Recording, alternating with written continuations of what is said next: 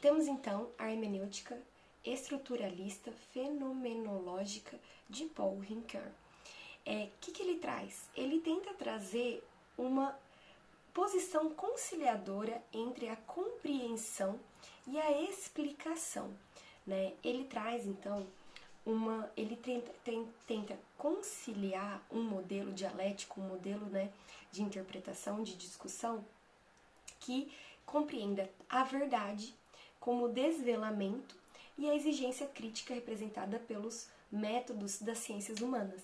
Então ele tenta trazer uma conjunção entre essas duas exigências, a exigência crítica e a verdade, né?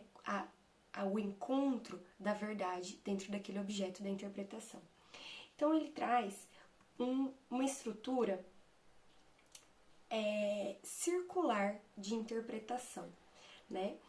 Que vai trazer então uma relação do impacto que o mundo tem sobre esse texto interpretativo e o impacto que essa interpretação vai ter no mundo, né? Então, nessa dinâmica interna, ele vai trazer uma estruturação da obra, o sentido, e no plano do poder que tem essa obra para se projetar fora de si, né? Gerando um mundo, gerando uma referência.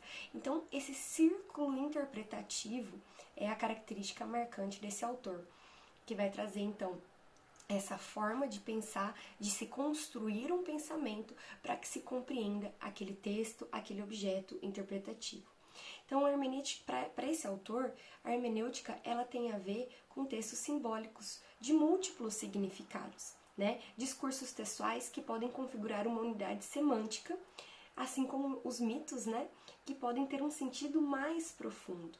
A hermenêutica seria, portanto, o sistema pelo qual o significado iria se revelar, para além do conteúdo manifesto. Então, não é apenas aquele material que nós temos dentro do texto.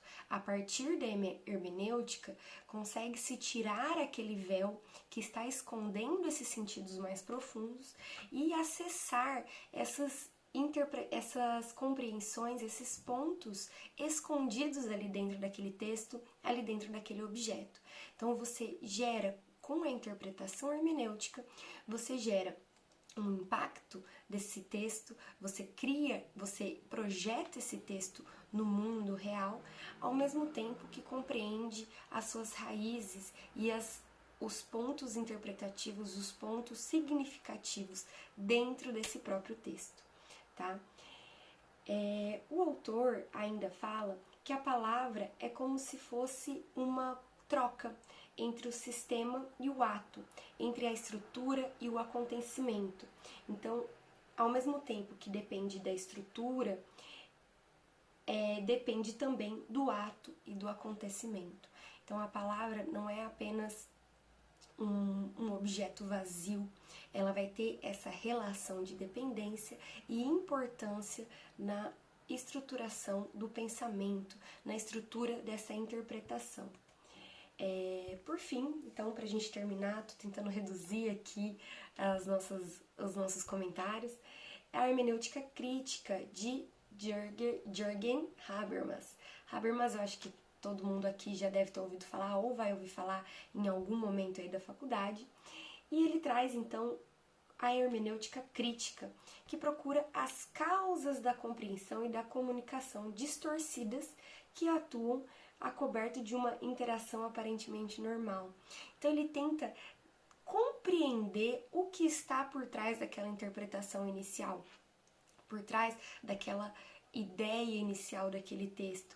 Quais são esses pensamentos, né? Ele busca então uma desconstrução desses textos para que você consiga compreender mais a fundo, criar teorias críticas, criar pensamentos críticos sobre aquilo que está sendo lido.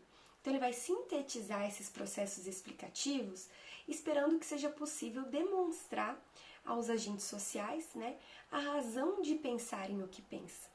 Isso é muito importante na teoria, no método hermenêutico, que ao analisarmos um texto, procuremos pensar: por que analiso desse jeito? Quais são os pontos objetivos e subjetivos que me levam a tal conclusão, né? Você tenta então trazer para o agente social essa dúvida do porquê penso assim, por que chego nessa conclusão e ter embasamentos para conseguir manter essa resposta dessa interpretação, para que não seja apenas uma interpretação rasa.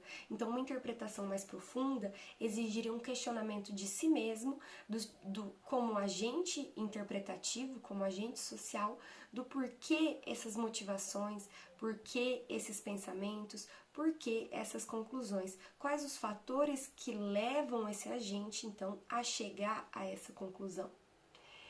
Uma estrutura discursiva, então, mais adequada para essa interpretação desse sentido, faz uma referência aos sistemas de trabalho e poder que vão constituir o contexto objetivo, a partir do qual têm de ser entendidas as ações sociais. Então você vai observar não somente o texto em si, mas essas relações estruturais desse próprio agente social. Então, onde eu estou interpretando esse texto? Quais são as relações que permeiam esse texto, essa norma, essa estrutura, né? Você vai buscar compreender criticamente como se chega a essa conclusão. Então, com essa racionalidade comunicativa, o autor busca criar, né, as condições de possibilidade de um consenso racional acerca da institucionalização das normas de agir. Então, ele busca trazer questionamentos para que a própria interpretação traga uma linearidade nessas formas de agir, nessas formas de receber, né, e colocar em prática esses textos interpretativos. Então esse autor ele se baseia numa reconstrução racional dessa interação linguística. Então como que essa interação acontece? Eu vou reconstruir, né? Eu vou voltar atrás e realizar esse caminho feito por essa construção linguística, por essa interação linguística. Pessoal, encerramos então com essa explicação as teorias hermenêuticas. Eu vou mandar um resuminho, colocar lá no Mateus disponível um resuminho para vocês. E na próxima aula, então, encerrando a matéria aí do primeiro bimestre, a gente vai entrar na interpretação jurídica, interpretação hermenêutica jurídica, ok? Vou mandar um vídeo para vocês dessa explicação e vou disponibilizar também resumos sobre esses textos e materiais complementares para que o estudo de vocês fique cada vez mais completo, ok? Obrigada pela atenção de vocês e até a próxima!